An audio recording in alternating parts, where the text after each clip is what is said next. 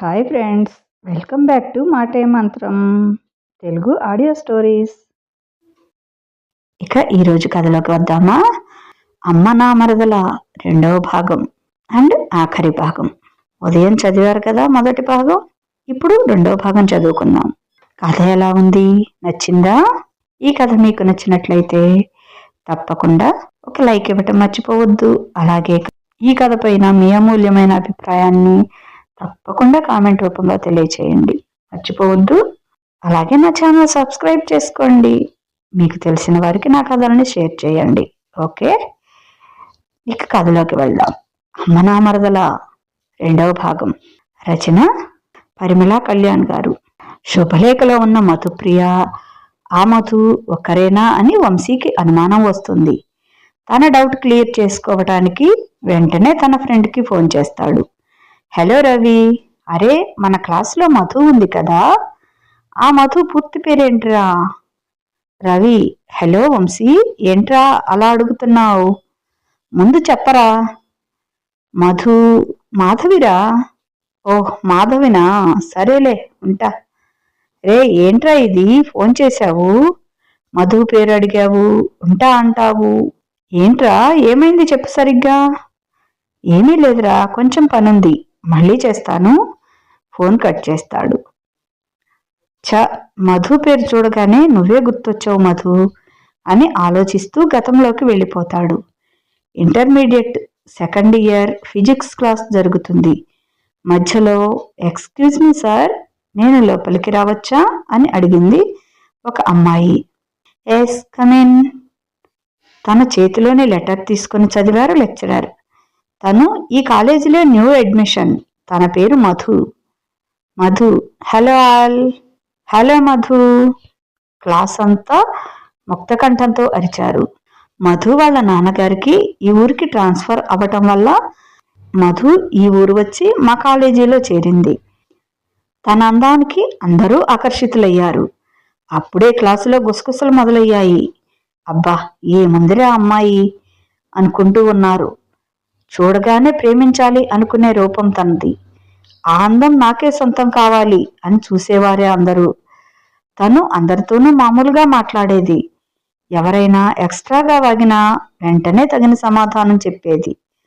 నాకు కూడా తను నచ్చింది, తన అందం కన్నా తన మనసు నచ్చింది అనటం బెటర్. కానీ అది ప్రేమించే వయసు కాదు అని తెలిసి, అది ఉత్తి ఆకర్షణ మాత్రమే అని తెలిసి తనని ఒక ఫ్రెండ్గా చూసేవాడిని. ఇంటర్ అయిపోయింది, ఇంజనీరింగ్లో చేరాను. అక్కడ కూడా తను నా గ్రూప్లోనే చేరింది. అప్పటి నుంచి మేము మంచి ఫ్రెండ్స్ అయ్యాము. నాతో పాటు వేణు, హరి, లత, మధు, పావని, మేమంతా ఒక గ్రూప్. చదువులోనే కాకుండా ఆటపాటల్లోనూ మేము ముందు ఉండేవాళ్ళం.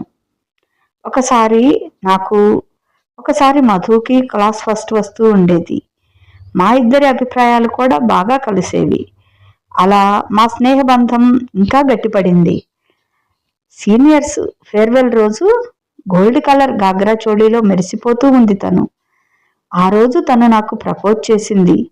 మా ఇంట్లో ఒప్పుకోరు, అయినా నాకు అలాంటి ఉద్దేశమే లేదు అని నేను తనను రిజెక్ట్ చేశాను. తను చాలా బాధపడింది.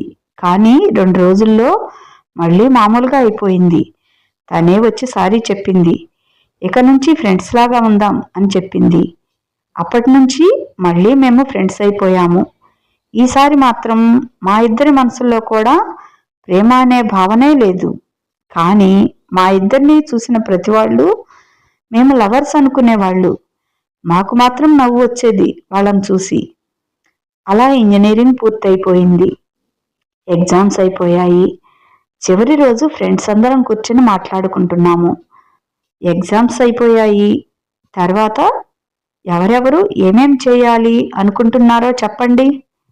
మధు: నువ్వేం చేద్దాం అనుకుంటున్నావు వంశీ? వంశీ: నేను ఎంఎస్ చేయాలి, అది ఆస్ట్రేలియాలో. హరి: నేను ఎంటెక్ చేస్తాను. వేణు: మా నాన్న నన్ను ఇంకా చదివింది చాలు, జాబ్ చేయమని అంటున్నాడు. మరి నీ సంగతి ఏంటి మధు? మధు: నేనింకా ఏమీ డిసైడ్ చేసుకోలేదు. పావని: మా నాన్న నాకు పెళ్లి చేస్తారట, నా పెళ్లికి మీరందరూ తప్పకుండా రావాలి. ఓ తప్పకుండా వస్తాం. ఆ తర్వాత ఎవరి పనిలో వాళ్ళు బిజీ అయిపోయారు. నేను కంప్యూటర్ సైన్స్లో మాస్టర్ చేయాలని ఆస్ట్రేలియా వచ్చాను. ఐఎల్స్లో మంచి స్కోర్ వచ్చింది. సిడ్నీ యూనివర్సిటీలో సీట్ వచ్చింది. వెంటనే మళ్ళీ జాయిన్ అయిపోయాను. ఆశ్చర్యం, నాకన్నా ముందే మధు అక్కడికి వెళ్ళింది. కాలేజీలో మధును చూసి షాక్ అయ్యాను. వంశీ, ఏ మధు, ఏంటి నువ్వు ఇక్కడ? మధు, ఇక్కడే జాయిన్ అయ్యాను. ఐటీలో మాస్టర్స్ చేద్దామని ఇక్కడికి వచ్చాను. తీరా చూస్తే నువ్వు ఇక్కడే జాయిన్ అయ్యావు. వంశీ, అసలు ఎగ్జామ్స్ ఎప్పుడు రాశావు? మాకెవరికీ చెప్పలేదు. సర్ప్రైజ్ చేద్దామని చెప్పలేదు. నిజం చెప్పు, నేను ఇక్కడ జాయిన్ అయ్యానని తెలిసే నువ్వు కూడా వచ్చావు కదూ? మధు, హేయ్, ఆ మాట నేననాలి. నేనే నీకన్నా ముందు వచ్చాను. నువ్వు కానీ నన్ను ఫాలో చేస్తున్నావా ఏంటి? వంశీ, అంత లేదులే, నిజం చెప్పు, ఎలా వచ్చావు ఇక్కడికి? మధు, ఓ గాడ్, ఈ మట్టి బుర్రకి అర్థమయ్యేలా నువ్వే చెప్పు అని తల పట్టుకుంది మధు. వంశీ అంటే అర్థం కానట్టు మొహం పెట్టాడు. మధు, అరే బాబు, నేను కూడా ఎగ్జామ్ రాసి కష్టపడి సీట్ ఇక్కడ తెచ్చుకున్నాను. ఎవడయ్యా నీకు మార్క్స్ వేసింది? లోకజ్ఞానం అస్సలు లేనట్టుంది. హే నిన్ను. Okay okay, cool. అలా మేమిద్దరం ఆస్ట్రేలియాలో ఎంఎస్ చేస్తున్నాం. ఫైనల్ సెమిస్టర్లో ఉండగా ఇదిగో ఇలా సడన్గా పెళ్ళి అని కాల్ చేసి పిలిపించారు. అమ్మ పిలుపుతో గతంలోంచి ప్రస్తుతానికి వచ్చాడు. మధు మీద ఉన్నది ప్రేమో కాదో తెలియదు, కానీ మా ఇంట్లో ఒప్పుకోరు కాబట్టి నేను తనని కాదు అన్నాను. లేదంటే ఎస్ చెప్పేవాడినేమో. నేనేంటి ఇలా ఆలోచిస్తున్నాను? 2 రోజుల్లో పెళ్లి పెట్టుకొని అనుకొని పెళ్లి డేట్ చూశాను. ఓ గాడ్, ఆ రోజు ప్రాజెక్ట్ సబ్మిషన్ ఉంది కదా. వెంటనే ఫోన్ తీసి ఆస్ట్రేలియాలో ఉన్న తన ఫ్రెండ్ రవికి కాల్ చేశాడు. రవి, కాంగ్రాట్స్ రా మామా. వంశీ, దేనికిరా? అబ్బా, అంత అమాయకంగా మాట్లాడుకురా. మాకెవరికీ చెప్పకుండా పెళ్లి చేసుకుందాం అనుకున్నావా? అదేం కాదురా, బలవంతంగా ఒప్పించారులే. అది సరే గాని నీకు ఎవరు చెప్పారురా ఈ విషయం? ఇంకొకటి, నా పెళ్లి రోజునే ప్రాజెక్ట్ సబ్మిషన్ ఉంది కదరా, అది మిస్ అయితే ఎలారా? అరే మామా, కూల్ రా, కూల్. మీ నాన్న ఫోన్ చేసి చెప్పారులేరా. ప్రాజెక్ట్ గురించి కూడా మాట్లాడారురా. నువ్వు ఆన్లైన్లో సబ్మిట్ చేస్తే చాలు, అది కూడా నీ పెళ్లి హడావుడి అంతా అయ్యాక. మిగతాది నేను చూసుకుంటారా. ప్రిన్సిపాల్తో కూడా మాట్లాడేశాంలే. థ్యాంక్స్ రా మామా. మీ నాన్నేరా ఇదంతా చేసింది. థ్యాంక్స్ ఆయనకి చెప్పు. సరే, ఉంటారా.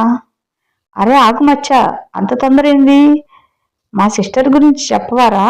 ఎలా ఉంటుంది మా చెల్లి? అసలు నేను చూస్తే కదా. అదేంటి బావా, చూడకుండానే ఒప్పుకున్నావా? తంతారా నిన్ను. చెప్పానా బలవంతంగా చేస్తున్నారు పెళ్ళి అని? ఓహో, సరే గాని రే, మధు ఉందారా అక్కడ? ఎవరు? మాధవినా? తను నువ్వు ఇండియాకి వెళ్ళిన రోజే తను కూడా ఎందుకో అర్జెంట్ అని చెప్పి ఇండియాకి వెళ్ళిపోయిందిరా. వీలైతే తన కాంటాక్ట్ చెయ్యి. నా దగ్గర తన లోకల్ నెంబర్ లేదురా. నాకు కూడా తెలియదురా. సరేరా బావా, అమ్మ పిలుస్తోంది, ఉంటాను. వన్స్ అగైన్ కంగ్రాట్స్ రా మామా. పెళ్లి ఫోటో షేర్ చేయడం మర్చిపోకురా. ఆపరా ఎదవా. సరే, ఉంటా. అమ్మ, ఒరే వంశీ, ఎన్నిసార్లు పిలవాలిరా నిన్ను? ఏం చేస్తున్నావా గదిలో? ఏం లేదమ్మా, ఫ్రెండ్స్తో మాట్లాడుతున్నాలే. సరే గాని కిందికి రా, అందరూ వచ్చారు నీకోసం. సరే అమ్మా. పెళ్లి రోజు రానే వచ్చింది. వంశీకి మనసంతా అదోలా ఉంది. తప్పనిసరి పరిస్థితుల్లో పెళ్లికి ఒప్పుకున్నాడే కానీ పెళ్లి మీద మాత్రం ఇష్టం లేదు. పెళ్లి కొడుకులా తయారయ్యి గదిలో కూర్చున్నాడు. అసలు ఇంతకీ అత్తయ్య వాళ్ళు, నాన్న వాళ్ళు ఎలా కలిశారు? నాన్న పెళ్లికి ఎలా ఒప్పుకున్నారు అని ఆలోచిస్తున్నాడు. గదిలోకి నాయనమ్మ వర్ధనమ్మ వచ్చింది. నాయనమ్మ, నాకు డౌటు. అసలు అత్తయ్య వాళ్ళు ఇక్కడే ఉన్నట్లు ఎలా తెలుసుకున్నారు? వర్ధనమ్మ, మీ ఆంజనేయులు బాబాయ్ లేడు, ఆయనే చెప్పాడు మీ అత్తయ్య వాళ్ళ గురించి. ఎవరికీ తెలియని విషయం ఏంటంటే ఆంజనేయులకి మీ అత్తయ్య వాళ్ళ గురించి తెలుసుకోమని చెప్పింది నేనే. నేనే మీ అత్తయ్యని మీ నాన్న దగ్గరికి వచ్చేలా చేశాను. మీ అత్తయ్య వాళ్ళ ఆయన వచ్చి మీ నాన్నని క్షమించమని అడిగితే చెల్లెల మొహం చూసి ఒప్పుకున్నాడురా మీ నాన్న. ఈలోగా నా ఆరోగ్యం బాగాలేకపోవటంతో మీ నాన్నకి ఇష్టం లేకపోయినా నా కోసం మీ అత్త కూతుర్ని నీకు ఇచ్చి చేయటానికి ఒప్పుకున్నాడు. పెళ్లి మంటపంలో పచ్చని తోరణాలు, ముత్యాల పందిరి బంధువులతో కళకళలాడుతోంది. పెళ్లి కొడుకు మొహంలో వెలుగు లేదు. పంతులు గారు చెప్పినట్లు పూజతంతు అంతా చేస్తున్నాడు. కానీ ధ్యాస మాత్రం ఇక్కడ లేదు. పెళ్లి కూతుర్ని తీసుకువచ్చారు. పెళ్లి కూతుర్ని నన్ను ఎదురెదురుగా కూర్చోబెట్టి తెల్లని అడ్డుతెర కట్టారు. ఆ తెర మీద అందంగా రాసి ఉంది మధు వెడ్స్ వంశీ అని. తను ఎవరో ఎలా ఉందో చూడాలని చిన్న ఆతృత మొదలైంది నాలో. అన్యమనస్కంగానే జీలకర్ర బెల్లం తన తలపై పెట్టాను. భజంత్రీలు సన్నాయి మేళాలు శృతిగా మోగుతున్నాయి. అందరి ముఖాల్లో ఆనందం. నాన్న కూడా చెల్లిని చూసిన ఆనందంలో ఉన్నారు. ఒక్కసారిగా మా ఇద్దరి మధ్య తెర తొలగింది. అంతే, ఎదురుగా ఉన్న పెళ్లి కూతుర్ని చూసి షాక్ అయిపోయాను. మరుక్షణంలోనే తను నా మొహం మీద చిటికి వేసి, ఏంటి అంత షాక్ అయ్యావా అని అడిగింది. మా ఇద్దరిని పక్కపక్కన కూర్చోబెట్టారు. ఎవరూ గమనించకుండా తను నా చెవిలో చెప్పింది, ఐ లవ్ యూ బావా అని. షాకుల మీద షాకులు తగులుతున్నాయి నాకు. ఆ షాక్లోనే తన మెడలో 3 ముళ్ళు వేశాను. మిగతా తంతంతా కూడా జరిగిపోయింది. ఆ రోజంతా తనతో మాట్లాడడం కుదరలేదు. మర్నాడు ఉదయాన్నే సత్యనారాయణ వ్రతం చేయించారు మాతో. తనని అలా చూస్తూ ఉండిపోయాను నేను. ఇంట్లో వాళ్ళు, పంతులు గారు ఏం చెప్తే అదే చేస్తున్నాను. కానీ నాకు నేను ఏమీ ఆలోచించటం లేదు. నా ఆలోచనలన్నీ తన చుట్టూనే తిరుగుతున్నాయి. అబ్బా, సరిగ్గా చూడలేదు కానీ చీరలో ఎంత అందంగా ఉంది. అప్సరసలా ఉంది. నా కోసమే పుట్టినట్లు అనిపిస్తుంది. తనిప్పుడు నా భార్య. తన మెడలో నేను కట్టిన తాళి. తను నాకు సొంతం అని తెలియచేస్తుంది. ఎప్పుడెప్పుడు తనతో మాట్లాడదామా అని చూస్తున్నా. వ్రతం భోజనాలు ముగిశాక మా ఇద్దరిని వేరువేరు గదుల్లోకి పంపించారు. సాయంత్రం రిసెప్షన్ అయ్యాక అత్తా వాళ్ళ ఇంటికి బయలుదేరాము. అక్కడి నుంచి 4-5 గంటల ప్రయాణం. తెల్లవారేసరికి అత్తా వాళ్ళ ఇంటికి చేరుకున్నాము. దారిలో అయినా మేమిద్దరం మాట్లాడుకోవటానికి లేకుండా మాతో పాటు బామ్మ కూడా ఉంది. తను ఎటో చూస్తూ ఏదో ఆలోచిస్తూ ఉంది.